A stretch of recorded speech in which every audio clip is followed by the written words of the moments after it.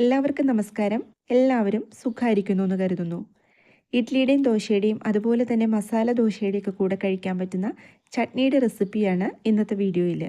നമ്മുടെ ചാനലിൽ ചട്നി റെസിപ്പീസ് ഇതിനു മുൻപും ഒരുപാട് അപ്ലോഡ് ചെയ്തിട്ടുണ്ട്. അപ്പോൾ കാണാത്തവരൊക്കെ ഉണ്ടെങ്കിൽ കണ്ടു നോക്കൂ. ഡിസ്ക്രിപ്ഷൻ ബോക്സിൽ വീഡിയോസിൻ്റെ എല്ലാം ലിങ്ക് ഞാൻ കൊടുത്തേക്കാം.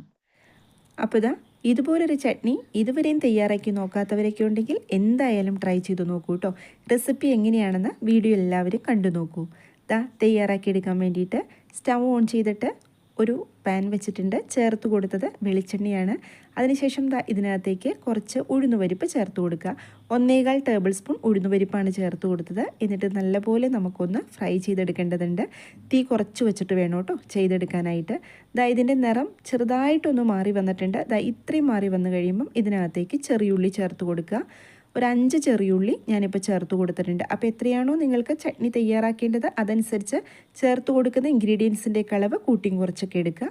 ഇനി ഇതിനകത്തേക്ക് ചേർത്ത് കൊടുക്കേണ്ടത് ഒരു വെളുത്തുള്ളിയുടെ ഫ്ലേവർ നിങ്ങൾക്ക് ഇഷ്ടമില്ല വെച്ചാൽ ചേർത്ത് കൊടുക്കേണ്ട ആവശ്യമില്ല കേട്ടോ. എന്നിട്ട് ഒന്നും കൂടി ചെറുതായിട്ടൊന്ന് വഴറ്റി യോജിപ്പിച്ച് കൊടുക്കുക. ഇനി നമ്മൾക്ക് ഇതിനകത്തേക്ക് എരിവിനാവശ്യമായിട്ടുള്ള പച്ചമുളക് ചേർത്ത് കൊടുക്കുക. ഞാനിപ്പോൾ അതിനകത്തേക്ക് 4 പച്ചമുളക് ചേർത്ത് കൊടുക്കുന്നുണ്ട്. എരിവൊക്കെ ഓരോരുത്തരുടെ ഇഷ്ടത്തിന് ചേർത്ത് കൊടുക്കുക കേട്ടോ.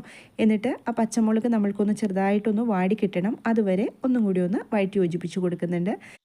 ഇനി ഒരു കഷ്ണം ഇഞ്ചി ചേർത്ത് കൊടുക്കണം. ഇപ്പോൾ ഇഞ്ചി ചേർത്ത് കൊടുക്കുമ്പം ഒരുപാട് ചേർത്ത് കൊടുക്കരുത്. ഒരു ചെറിയ കഷ്ണം ചേർത്ത് കൊടുത്താൽ മതി കേട്ടോ. അതുപോലെ തന്നെ കുറച്ച് പുളിയും കൂടി ചേർത്ത് കൊടുക്കുക. പുളി ഞാൻ എടുത്തിരിക്കുന്ന വാളംപുളിയാണ്. വാളംപുളിയുടെ അളവും കൂടി പോവരുത്. വളരെ കുറച്ച് മാത്രം ചേർത്ത് കൊടുത്താൽ മതി. എന്നിട്ട് ഒന്നും കൂടി നല്ലപോലെ ഒന്ന് വഴറ്റി യോജിപ്പിച്ച് കൊടുക്കുക. നമ്മളിതെല്ലാം വഴറ്റിയെടുക്കുന്ന സമയം കൊണ്ട് നമ്മൾ ചേർത്ത് കൊടുത്ത് ഉഴുന്നുപരിപ്പും നല്ലപോലെ ഒന്ന് ഫ്രൈ ആയി കിട്ടും. അതുകൊണ്ട് ഉഴുന്നുപരിപ്പ് ആദ്യം ചേർത്ത് കൊടുക്കണം കേട്ടോ. അതിൻ്റെ കളറൊക്കെ മാറി പച്ചമുളകും എല്ലാം നല്ലപോലെ വാടി വന്നിട്ടുണ്ട്.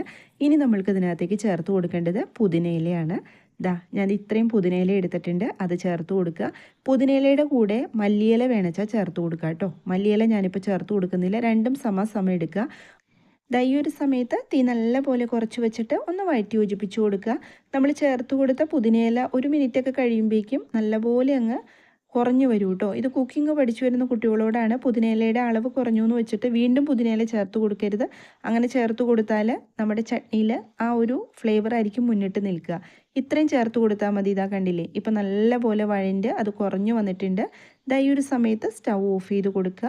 സ്റ്റവ് ഓഫ് ചെയ്ത് കൊടുത്തതിന് ശേഷം നമ്മൾക്ക് ഇതിനകത്തേക്ക് കുറച്ച് നാളികേരം ചേർത്ത് കൊടുക്കുക.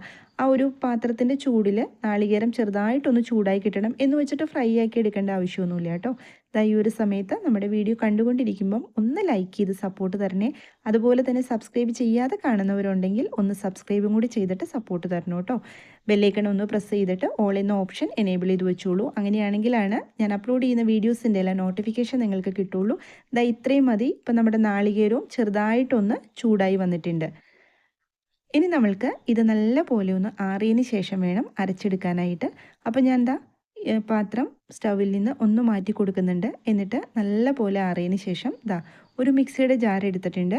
അതിനകത്തേക്ക് ഇതെല്ലാം കൂടി അങ്ങ് ഇട്ട് കൊടുക്കുക.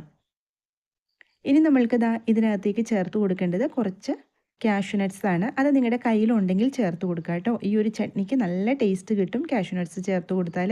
കാഷ്യൂ നട്ട്സ് ചേർത്ത് കൊടുക്കുന്നതിന് പ്രത്യേകിച്ച് അളവൊന്നുമില്ല. എന്ന് വെച്ചിട്ട് ഒരുപാടൊന്നും ചേർത്ത് കൊടുക്കേണ്ട ആവശ്യമില്ല. ഇനി നമ്മൾക്ക് ഇതിനകത്തേക്ക് പാകത്തിന് ഉപ്പും കൂടി ചേർത്ത് കൊടുക്കുക. എന്നിട്ട് ഇതൊന്ന് അരച്ചെടുക്കുക. അരച്ചെടുക്കുമ്പം ഒരുപാട് വെള്ളം ഒഴിച്ചിട്ട് അരയ്ക്കരുത്. കുറേശ്ശെ വെള്ളം ചേർത്തിട്ട് അരയ്ക്കുക. ചട്നിക്ക് അരയ്ക്കുമ്പോൾ നമുക്ക് സാധാരണ കറികൾ അരയ്ക്കണ പോലെ പേസ്റ്റ് പോലെ ഒന്നും അരച്ചെടുക്കേണ്ട ആവശ്യമില്ല കേട്ടോ. ഞാൻ ഇതൊന്ന് അരച്ചെടുത്തുകൊണ്ട് വരാം. അപ്പോൾ ഈ ഒരു രീതിയിലാണ് അരച്ചെടുത്തിരിക്കുന്നത്. ഇനി നമ്മൾക്ക് ഇതിനകത്തേക്ക് കുറച്ച് വെള്ളം ചേർത്തിട്ട് ഒന്ന് മിക്സ് ചെയ്ത് യോജിപ്പിക്കുക. അപ്പോൾ വെള്ളം കൊടുക്കുമ്പോൾ നിങ്ങൾക്ക് എത്രയാണോ കൊടുക്കേണ്ടത് അതനുസരിച്ച് വെള്ളം ഒഴിച്ചു കൊടുക്കുക കേട്ടോ. ഒരുപാട് വെള്ളത്തിലാണ് ചട്നി എടുക്കേണ്ടത് വെച്ചാൽ അതനുസരിച്ച് വെള്ളം ഒഴിച്ചു കൊടുത്തോളൂ.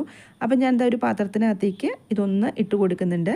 എന്നിട്ട് ഞാൻ കുറച്ച് വെള്ളം ഒഴിച്ചിട്ടൊന്ന് മിക്സ് ചെയ്തിട്ടുണ്ട്. ഇന്ന് ഒരുപാടങ്ങ് ലൂസായിട്ടല്ല ഞാൻ എടുക്കുന്നത്. ഈ ഒരു രീതിയിലാണ് ചട്നി തയ്യാറാക്കി എടുക്കുന്നത്. ഇനി ഇതിനകത്തേക്കൊന്ന് കടുക് വറുത്തിടണം. പാൻ വെച്ചിട്ടുണ്ട്. വെളിച്ചെണ്ണ ചൂടായി വന്നു കഴിയുമ്പോൾ അതിനകത്തേക്ക് കുറച്ച് ഉഴുന്നുപരിപ്പ് ചേർത്ത് കൊടുത്തിട്ടുണ്ട്. അതുപോലെ തന്നെ കടുക്, പിന്നെ ചേർത്ത് കൊടുത്തത് വറ്റൽമുളകാണ്. 2-3 വറ്റൽമുളകും അതുപോലെ കറിവേപ്പിലയും കൂടി ചേർത്ത് കൊടുക്കുക. ഇനി നമ്മൾക്കിത് നല്ലപോലെ ഒന്ന് മൂപ്പിച്ചെടുക്കുക. സ്റ്റവ് ഓഫ് ചെയ്ത് കൊടുത്തിട്ടുണ്ട്. ഇനി നമ്മൾക്കിത് ചട്നിയുടെ മുകളിലേക്ക് ഒഴിച്ചു കൊടുക്കുക. വളരെ രുചികരമായിട്ടുള്ള പുതിനയിലെ ചട്നിയാണ്. തയ്യാറാക്കി നോക്കാത്തവരൊക്കെ ഉണ്ടെങ്കിൽ എന്തായാലും ഒന്ന് ട്രൈ ചെയ്ത് നോക്കണം കേട്ടോ. ഹോട്ടലിൽ നിന്നൊക്കെ നമ്മൾക്ക് കഴിക്കാൻ കിട്ടുന്ന ആ ചട്നിയുടെ അതേ ടേസ്റ്റോട് കൂടി തന്നെയാണ് തയ്യാറാക്കി എടുത്തിരിക്കുന്നത്. അപ്പോൾ തയ്യാറാക്കി നോക്കിയിട്ട് ഫീഡ്ബാക്ക് കമൻറ്റ് ബോക്സിൽ പറയണേ. റെസിപ്പി ഇഷ്ടമായാൽ സബ്സ്ക്രൈബ് ചെയ്യാനും ലൈക്ക് ചെയ്യാനൊന്നും ആരും മറന്നു പോലെ. മറ്റു റെസിപ്പിയുമായിട്ട് വീണ്ടും കാണാം. എല്ലാവരും സന്തോഷമായിട്ടിരിക്കുക. Thank you.